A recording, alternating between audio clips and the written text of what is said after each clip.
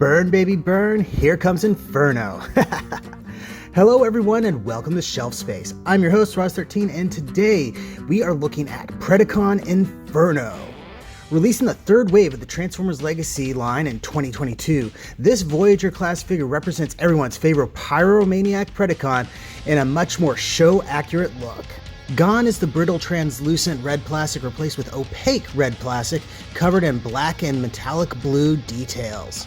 He still retains his iconic propeller butt for flight mode, though now the way it's formed is a little bit different.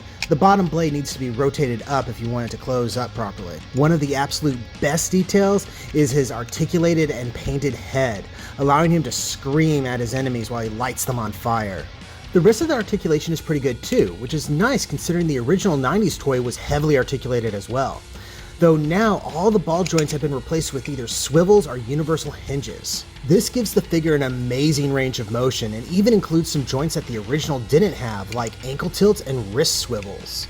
Once again, I want to stress how nice it is that this figure has ditched the overuse of translucent plastic that plagued the original. My 90s copy has little cracks in almost all of the ball joints, and while it hasn't shattered yet, I do worry about how much longer that toy has. This toy though, the only translucent plastic I'm seeing is in the eyes on the chest and the weapons, which brings us to...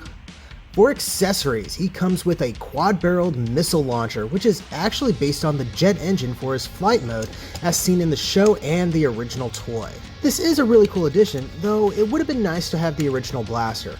Also, you can't really close it up inside the abdomen, which is a bummer if you ask me. You can try to fold everything up around it, but nothing will peg in or even shut all the way, which, again, major bummer if you ask me.